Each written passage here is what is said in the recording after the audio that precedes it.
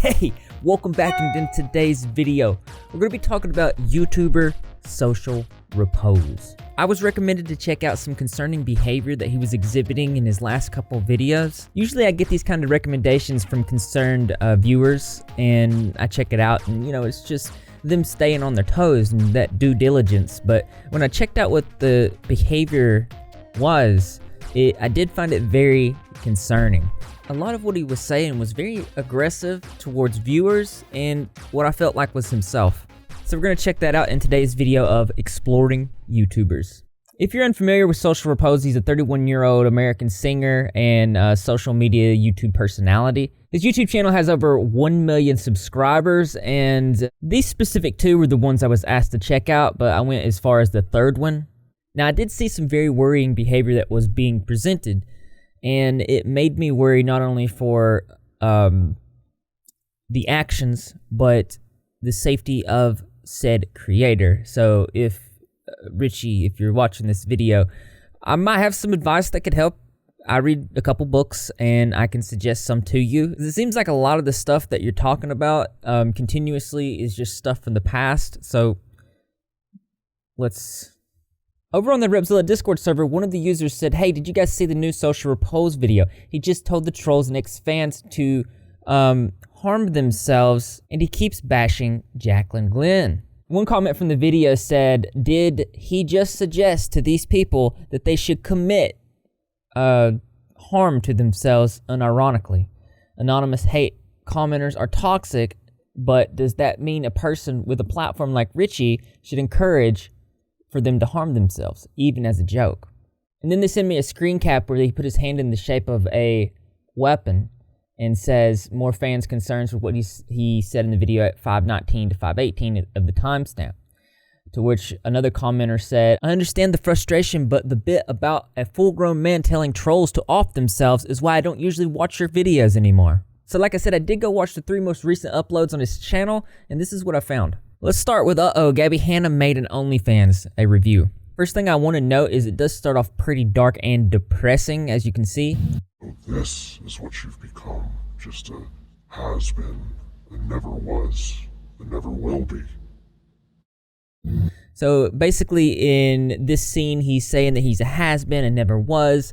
It's, like I said, it's very dark and depressing, and I didn't really have a cause for concern here. It was on in the video at the 3:56 mark. When I think of the word chuggy, I think of Gabby Hanna. Moving on. No. What's the point? It's $25. Onision's was like $6.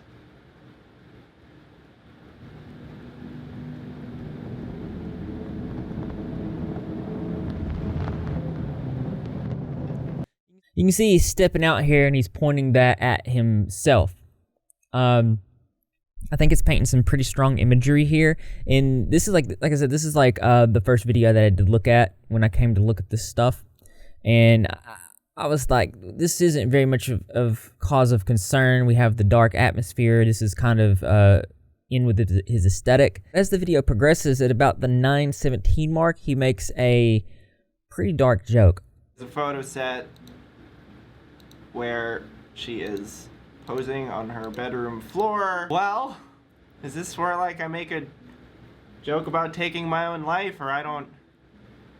Capitalism? Okay, so what's my verdict? So here he made a morbid joke, and people do this sometimes jokingly.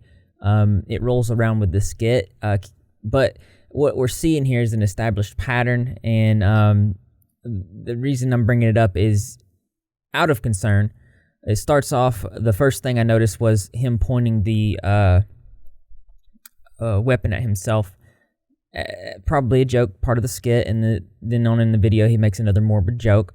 And then in the other video, it's titled, "So, she got married and is having a baby. Very cool." Now, obviously, he's talking about his ex-girlfriend, Jaclyn Gleen.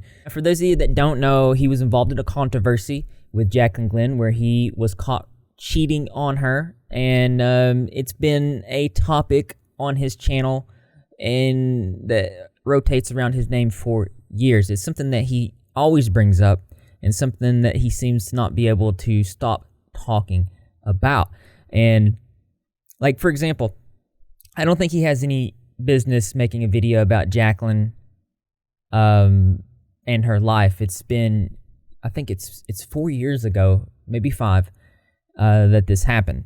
But he seems to focus in on it, this part of the past, as some sort of, I don't want to say victimization towards himself, but more of like he's not able to let this go, almost like he's making a defining chapter in his life, refusal to move forward. Like, it's been so long. But regardless of that, even today, like even this morning, I'm still getting DMs and comments and just people constantly reminding me that whole thing happened and how horrible I am because of it. This video has nothing to do with the people involved in the thing that happened what feels like a lifetime ago. It has everything to do with the conduct of the degenerates hate watching my videos and constantly reminding me that I will never improve as a person, I will never evolve, I remain static and immortalized in this moment of time and turmoil in my life. And I completely and fully accept that by making this video and uttering any words about it publicly at all, I will get exponentially more of this bullshit. Okay? I've accepted that. I've also accepted that as long as I'm a content creator on the internet, as long as I am alive and making any kind of art or anything at all, these people will follow me. They just will. And they will always have something to say. Around the 5 mark of this video, he comes out and he says something very concerning. You weren't in the relationship. Do I have to remind the people that like they were not part of it. Like they were not involved. So what I would suggest to these people, because I know they're watching, they always are, is that instead of harassing random creators on the internet, you could open wide, just open your mouth and put a gun there and pull the trigger, because that would be a more productive use of your time than what you're currently doing. You know, or you can keep commenting because 1, good for the algorithm. 2, I get to make more hate comment songs as people seem to like those. I didn't even know until I watched this video that you're making songs out of hate comments. It seems like you're so stuck in the past that you're making this such a part of your identity. You're feeding off of this. Like your life, it seems, is focused around these hateful comments and these things that's happened to you from the past. I need you to know that the only reason that you feel like people won't let it go and that you can't move forward from this is because you will not move forward yourself or let it go. And this is what it's doing to you. You just told people to put something in their mouth. There's people out there with mental illnesses, depression, anxieties,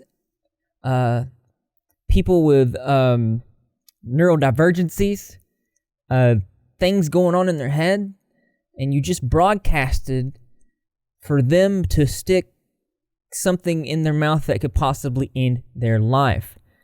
This is why no one supports you. This is why you're getting in so much trouble, or why no one gives you attention or pays you any mind anymore. It's not because of them. It's because of you. You need to take accountability.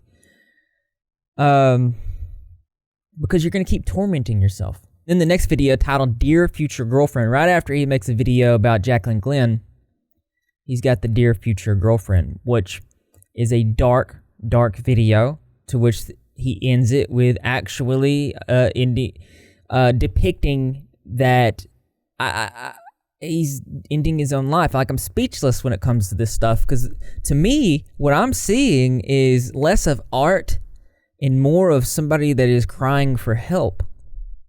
Been bad. I've been really bad. No. I've been worse than just bad. I've been waiting for you. Precious, impregnable you. Beautiful, audacious future girlfriend. I'll be your next wound.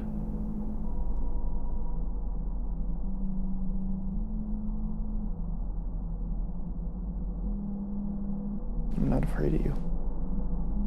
You will be.